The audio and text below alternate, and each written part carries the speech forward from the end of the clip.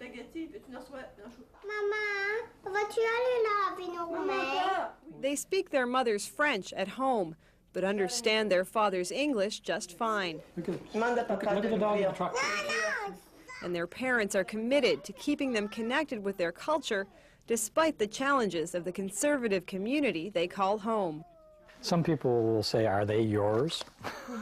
And it's just like, well, yes, of course they're ours.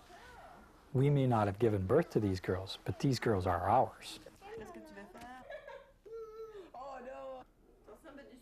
I am surrounded by readers. Where am I? Beaverbrook School Library in Moncton. The Beaverbrook School Library in Moncton. And tonight's School Zone is all about Literacy. literacy. He's like flying in the sky to find other small creatures, right? Yep. It's 50s, 60s, and 70s day at Beaverbrook School. Extra long sideburns and retro clothing. So how they look is a little out of the ordinary. What they're doing is not. Clifford watches his hands before he eats. Riding through. It's all part of Janet Longafie's plan. She is the school's principal. The kids are coming into the school and into a setting where books are part of the school, and this is what we want. We want kids to love reading. Reading should be a joy. We call it a gift we can give children. Some things have been changed because of that. I mean, it certainly wasn't considered a treat to be sent to the principal's office. Kids want to be sent here. It's another part of Janet Longafie's plan, a plan to make reading second nature to children. In our culture, stories are very important. I'll tell you one. I'll tell you one that was told to me a long time ago about Glooskap. Now, Glooskap was like a god. He could change things, change anyone to anything he wanted. One of these stories that I'll tell you about is about a man that wanted to live forever on Mother Earth. He didn't want to die, but he wanted to live here. He asked Glooskap for this favor. Now we're going to meet this man, that he's still here, he's still alive. You want to meet him, you probably have to go over there and I'll show it to you.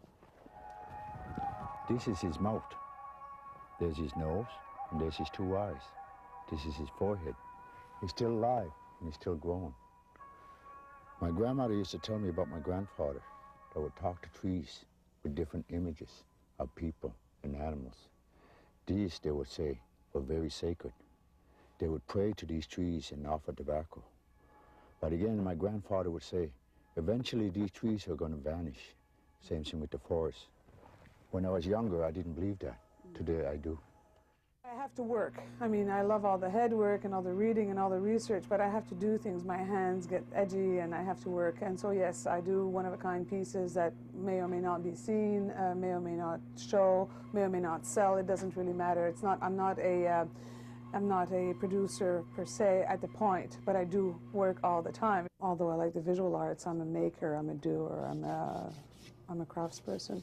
It just goes to show that it's not necessarily what or how you do things. Maybe it's more how you do things and what you do, I'm not sure. But teaching has always been taxing for an artist because people used to think, well, you know, you're buying your way out or something, you know. And I'm torn. I mean, I have two loves. One is teaching and one is making. In the second half, it's more of the same.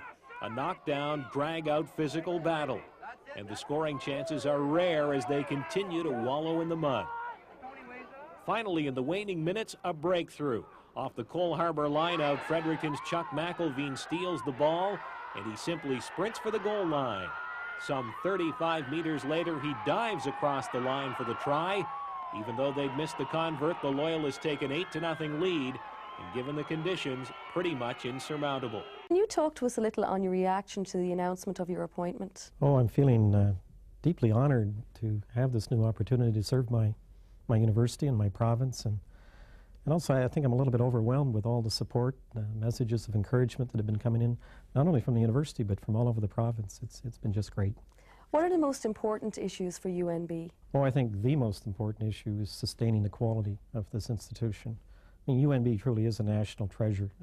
The quality of our program and our people, it's not only of national standard, but truly of international standard. and keeping that quality, continuing to be able to attract the kind of people that we have and sustain the high quality programs, that's the ultimate challenge.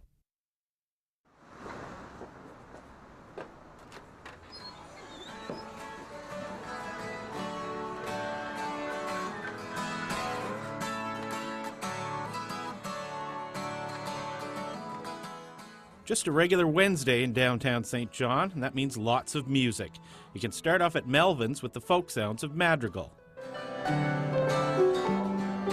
Like to drink, he like to dance, he love to lollygalla. Madrigal is just one of the very different sounds you can hear in St. John.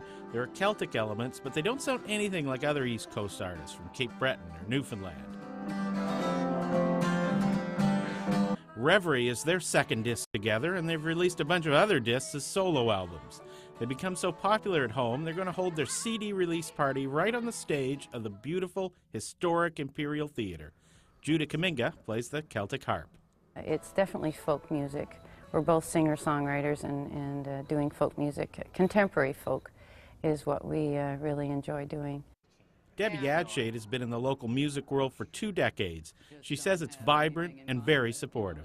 When I was young, no one thought of recording here, even recording here or using musicians here, or, you know, it was all going away. But in the last few years, it's blossoming. You know, there's lots going on. I think that the thread that goes through this album is New Brunswick and is living here by the ocean. I think it crept into most of the songs, so it's what inspires our writing.